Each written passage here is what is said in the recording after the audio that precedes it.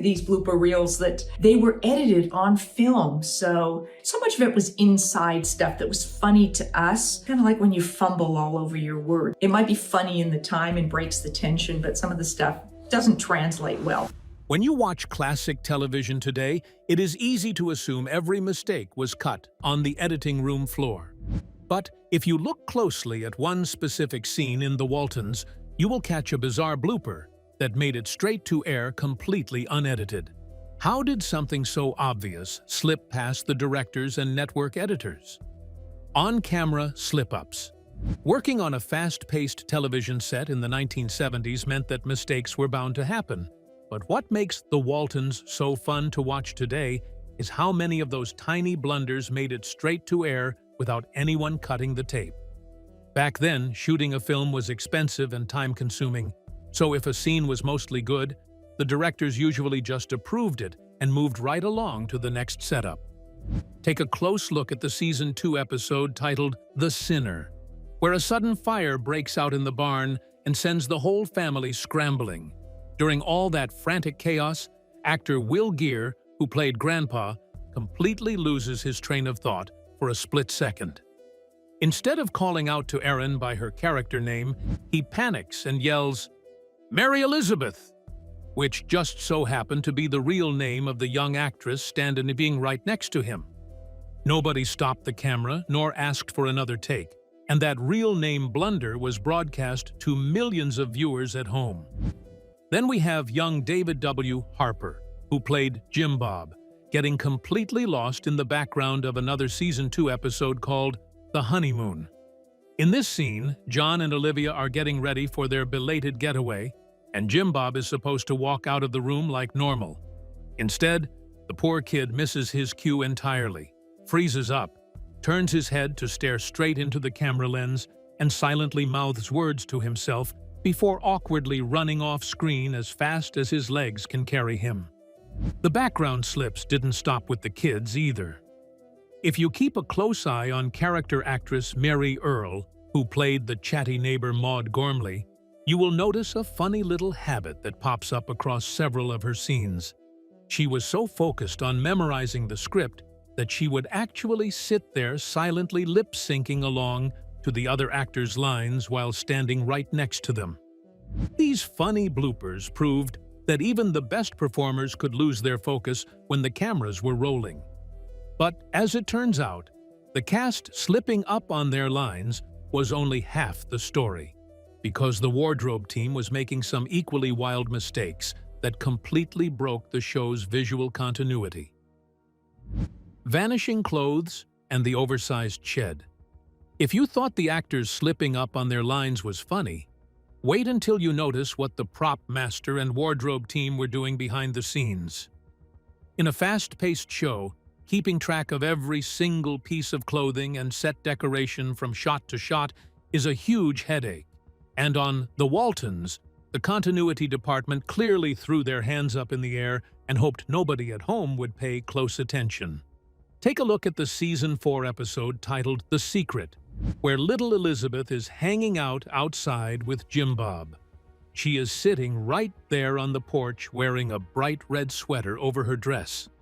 A few seconds later, she walks inside the house to talk with Grandma and her mother, and suddenly, that bright red sweater has completely vanished into thin air. Then, as soon as the camera cuts back to her stepping outside again, boom! The red sweater is right back on her shoulders as if it never left. An even wilder wardrobe swap happens during the Season 5 episode called The Long Night. In this emotional story, Grandpa gets into the family truck to head over to the hospital to pick up Grandma. On his way out, he is wearing a dark shirt under his classic denim overalls.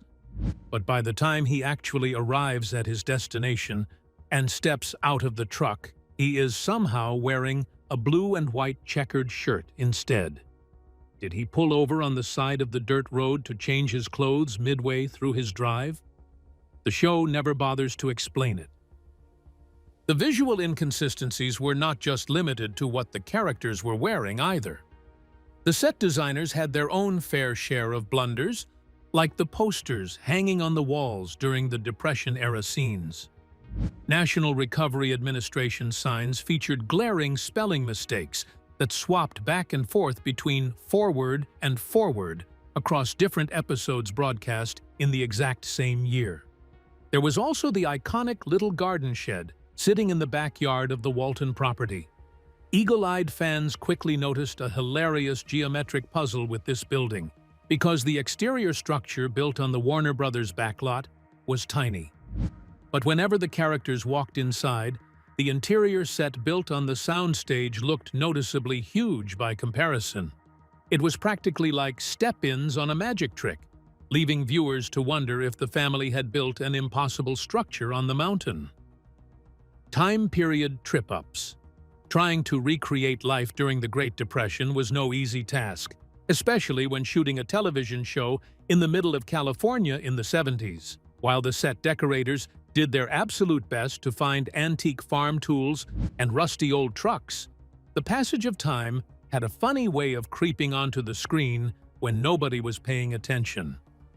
The most obvious clue that you were watching a 70s show instead of a 30s mountain home came directly from the hair and makeup department, as the seasons went on and fashion trends changed in the real world. The cast members started sporting full, heavily feathered hair, modern cosmetics, and long, bushy sideburns. High school kids on Walton's Mountain were walking around with hairstyles that clearly belonged at a local disco rather than a rural dirt road in Middle America, completely breaking the illusion of the historical era. Then you have the strange case of the local schoolhouse, which seemed to change its own rules whenever a new script called for it. In the early episodes of the series, John Boy and his younger brother Jason are shown sitting together inside the exact same classroom, sharing learning space as if they were in the same grade. Yet, the show had already established that they had separate teachers, with Miss Hunter shown teaching a mix of ages, including John Boy, Jason, Ben, and little Elizabeth all at once, which leaves it unclear why the brothers would end up sharing a single classroom on any given day. The historical timeline took an even bigger hit when the writers tried to tackle real-world historical developments like rural electricity. In the famous episode titled The Burnout, a fire destroys part of the family home, and the characters pin the entire disaster on old, faulty electrical wiring inside the walls. The only tiny problem with that dramatic plot point is that the episode takes place well before power lines from the Tennessee Valley Authority ever reached rural Schuyler, Virginia, in 1937. The family was apparently running high-voltage electrical problems years before their actual town even had electricity in real life. As silly as these weekly timeline mistakes were during the original series run, they were nothing compared to the complete math disaster that happened once the network started making full-length TV movies. Movie math fails and changing backstories. When a TV series runs for 9 full seasons and transitions into a string of made-for-TV reunion movies, you expect a few minor continuity hiccups along the way. But the creative team behind The Waltons somehow managed to throw basic arithmetic and established character histories completely out the window whenever they sat down to write those feature-length specials. The biggest timeline disaster centers on John and Olivia Walton's wedding anniversary, which became an absolute mathematical headache for loyal viewers trying to keep track of the family history. Back in the Season 6 episode titled The Anniversary, the story is explicitly set in the year 1940, and the entire family comes together to celebrate John and Olivia's 25th wedding anniversary. That timeline makes total sense, placing their wedding right around the year 1915. Fast forward to the 1997 reunion movie titled A Walton's Easter, which takes place in the year 1969. In this film, the couple is shown celebrating their 40th wedding anniversary. If you pull out a calculator and do the simple math, 29 years passed between those two stories, meaning John and Olivia should have been celebrating their 54th anniversary, not their 40th. The writers somehow managed to erase 14 entire years of marriage from the record books without anyone on set raising a red flag. Then we have the bizarre changing backstory of Jonesy, who married Mary Ellen in the later seasons. In the Season 9 episode titled The Whirlwind, Jonesy tells a detailed story about how he originally purchased his beloved vintage automobile way out in San Francisco. It was a nice little character detail that grounded his personal history. But when the follow-up movie Mother's Day on Waltons Mountain aired shortly after, Jonesy suddenly tells a completely different story. Without blinking an eye, he casually claims that he actually bought the exact same vehicle from a place called Harry's Used Cars located in Deadeye Gulch, Nevada. Did he buy two identical cars in completely different states? Or did the scriptwriter simply forget where the character was supposed to have come from?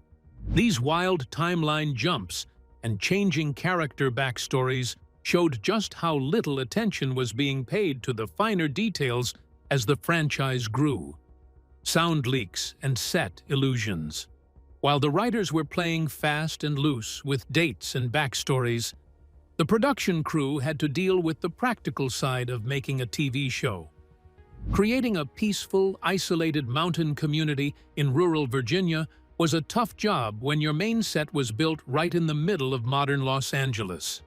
The show was shot on the Warner Brothers backlot in Burbank, California, and 1970s sound equipment was simply not advanced enough to filter out the noise of the surrounding city. If you listen closely during quiet outdoor scenes, you can often catch the distinct hum of heavy automobile traffic coming from the city streets just beyond the studio fence. Instead of an undisturbed countryside, the characters were actually delivering their deep emotional speeches while surrounded by the constant roar of Southern California highways. The physical house itself was an even bigger illusion than the soundscape. Cast member Judy Norton, who played Mary Ellen, later revealed that the iconic two-story home was mostly an empty shell. The front facade looked complete on camera, but the back of the building was wide open. If an actor walked out through the back door onto the porch, they were not stepping into a cozy farmhouse kitchen. That doorway actually led directly into the cast makeup trailer parked right behind the building. The second story of the house was not a real second floor either. It was just a small wooden platform accessed by a simple ladder, held up by wooden support beams so the crew could set up lighting equipment. John Boy's famous bedroom, along with all the other interior rooms, did not exist inside that structure at all. Those scenes were filmed on a completely separate, fully furnished indoor soundstage across the studio lot. The house set actually had a surprising life after the show went off the air. An arsonist set fire to the original backlot structure in 1991, but studio carpenters carefully rebuilt it. Years later, set decorators gave the exterior a fresh makeover, repainting and remodeling it so it could serve as the famous Dragonfly Inn on the hit series Gilmore Girls, Genetic Paradoxes, and Animal Mix-Ups. It turns out the television production teams make funny mistakes with physical set pieces, but they also tend to completely ignore basic biology when casting human beings and managing animals on set. In their quest to put together a charming group of actors that looked like a loving rural family, the casting directors for the Waltons overlooked simple genetic rules that most people learn in high school biology class. Take a close look at the physical traits of the central family members. Both Olivia and John Walton have bright, piercing light blue eyes. Both sets of grandparents on the show share those exact same light blue eyes, as do their extended relatives. Now, in the real world, human eye color is passed down through genetic traits where blue eyes are recessive. While modern science shows that eye color involves multiple genes, two blue-eyed parents having a dark brown-eyed child remains a genetic anomaly with less than a 1% statistical probability.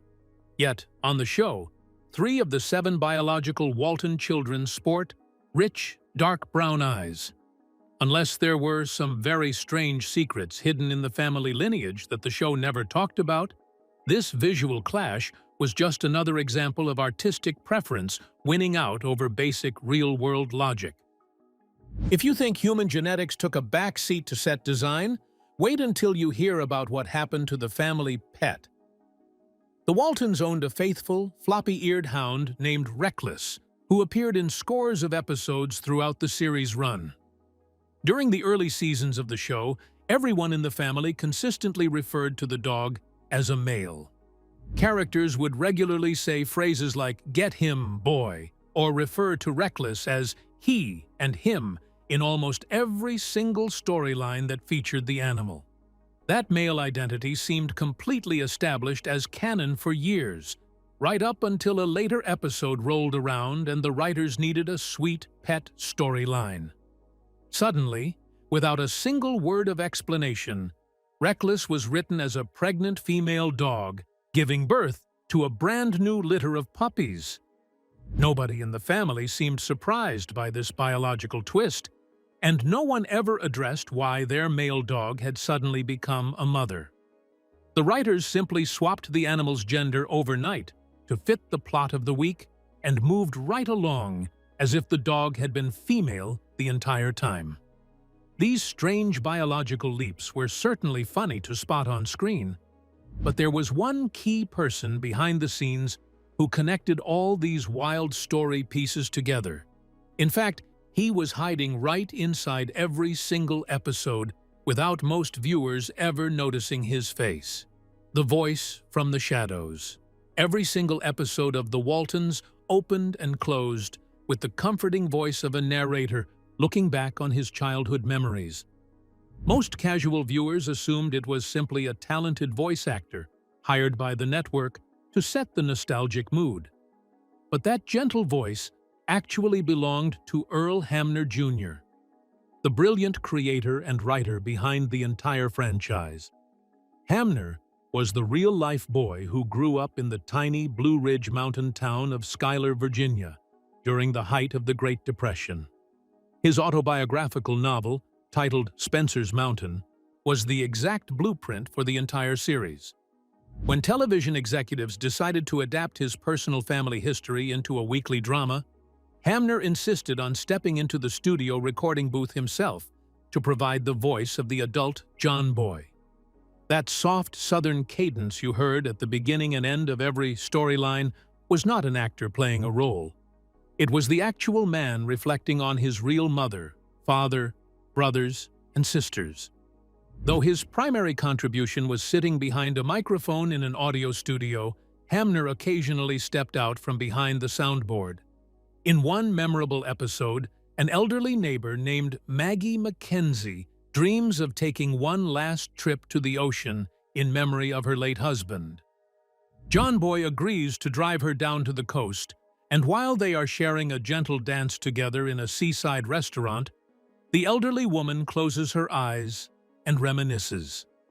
For a fleeting moment on screen, the camera cuts to a romantic flashback sequence where Hamner makes a rare physical cameo, appearing on camera as her late husband, stepping in to dance with her along the shore.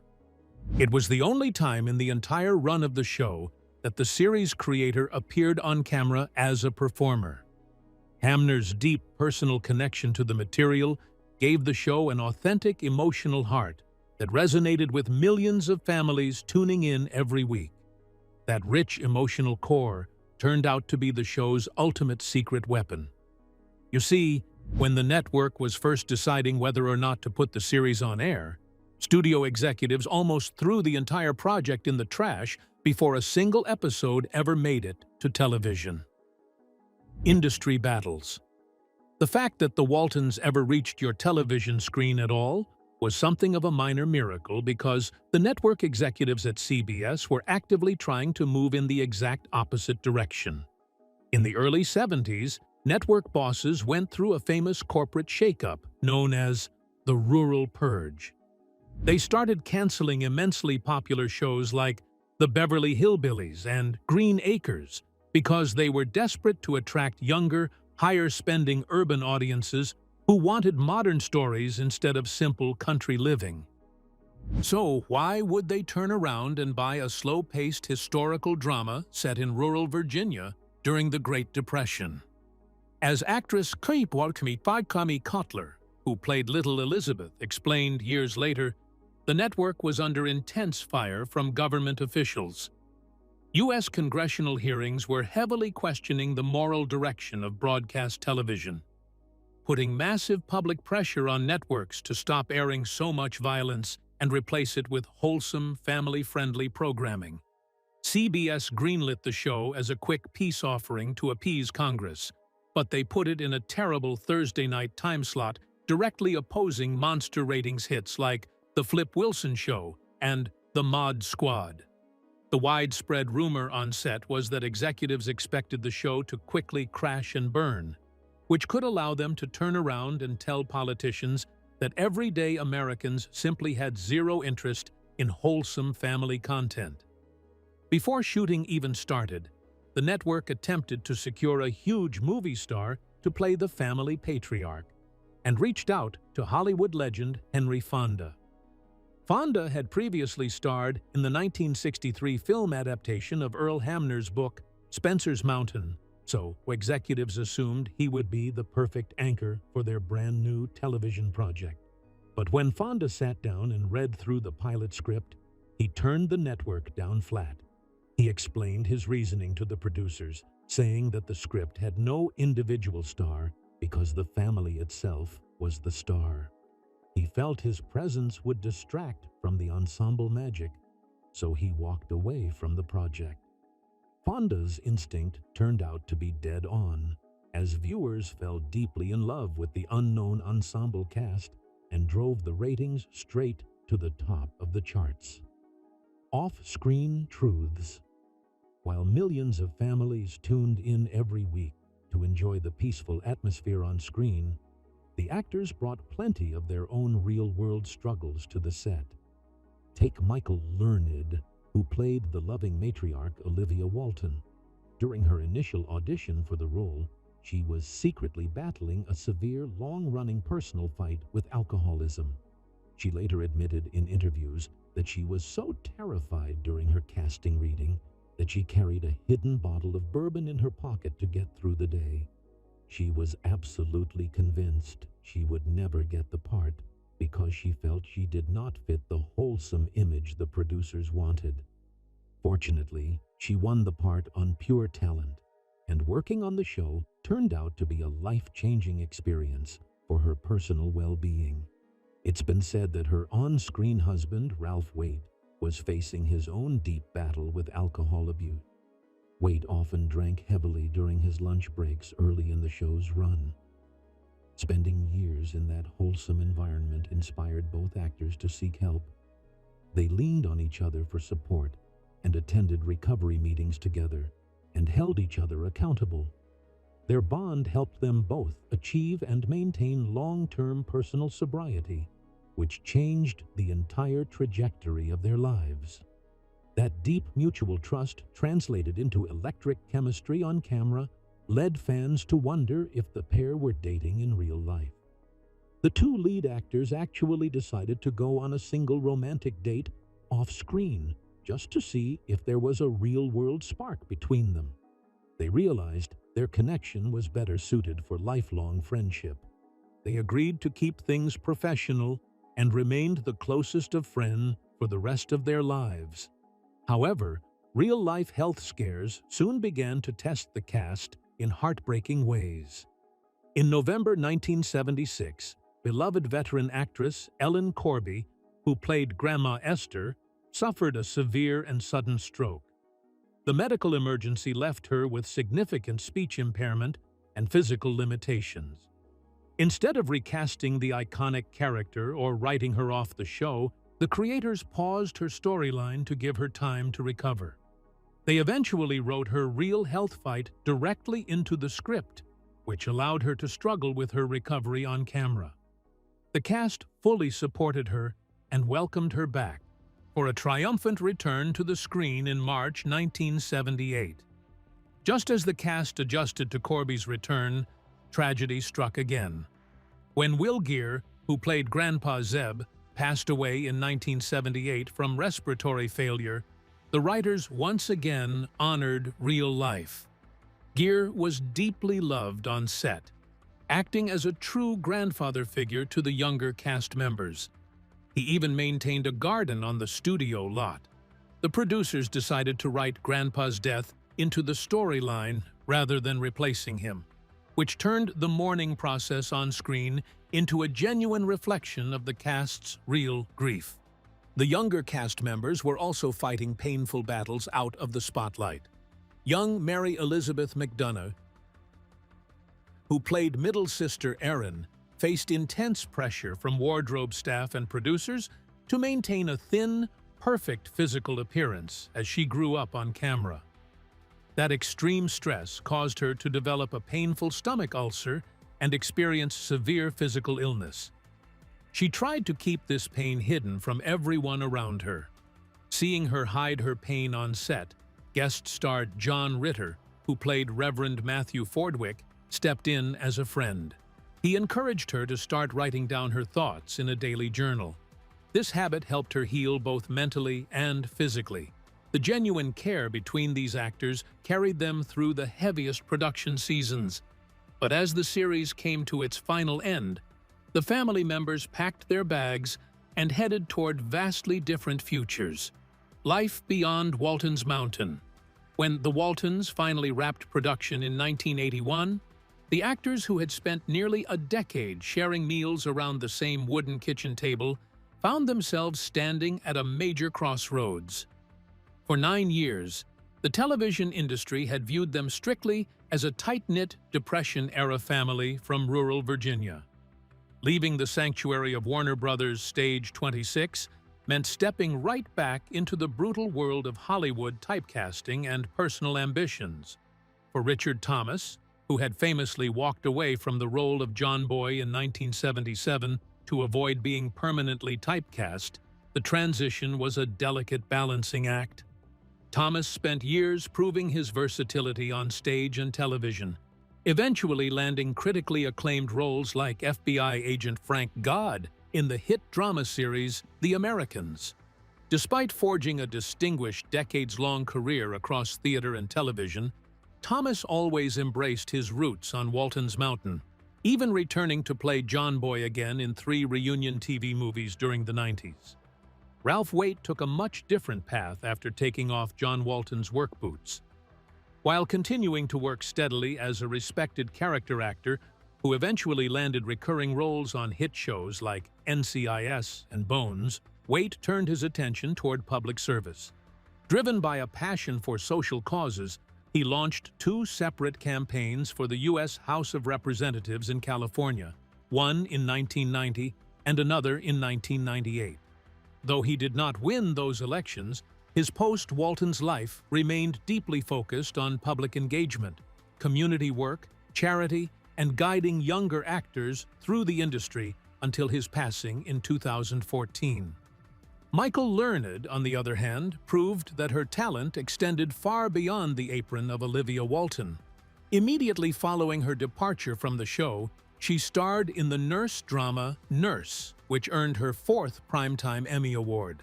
She went on to build an impressive career across daytime soap operas and stage productions, which established her as one of the most decorated actresses in American television history. The child actors who grew up in front of millions experienced very different journeys into adulthood. John Walmsley, who played the musical middle brother Jason, built a second full career in music as a multi-instrumentalist and songwriter. He performed and recorded alongside well-known blues, country, and rock artists, while also picking up the occasional acting or voice role along the way. Judy Norton, who played the eldest daughter Mary Ellen, continued working in theater and directing, eventually launching a popular web series where she meticulously broke down behind-the-scenes memories from every single episode of The Waltons. Mary Elizabeth McDonough turned her painful childhood struggles with Hollywood body standards into a lifelong mission. She became an author and wrote about her own experience with body image pressure in Hollywood. and has spoken publicly to help others handle the same struggles. Meanwhile, Kami Kotler chose to step away from professional acting altogether. She pursued higher education and eventually became a dedicated school teacher and administrator. Sadly, some members of the Walton family met early, unexpected deaths. As mentioned earlier, Will Geer, who was beloved as Grandpa Zeb, passed away shortly after the 6th season wrapped in 1978. Veteran actress Marie Earle, who stole scenes as the feisty Maude Gormley, passed away in 1984. Ellen Corby fought courageously through her remaining years and made touching appearances in reunion TV movies before passing away in 1999. And even though the surviving cast members had such varied careers after the show ended, they have maintained genuine closeness that has lasted decades. Not only did they reunite for television movies or conventions, they also remained present in each other's lives by attending personal events and supporting one another through personal losses. The bond formed under those hot studio lights turned out to be every bit as real as the family dynamic millions of viewers fell in love with on screen. So, did you catch those bizarre, unedited bloopers the very first time you watched The Waltons? Or did it take a closer look decades later to finally spot it? Leave your answers in the comments below. Don't forget to like the video and subscribe to the channel. Thank you for watching, and if you enjoy this video, please click on the next one on your screen.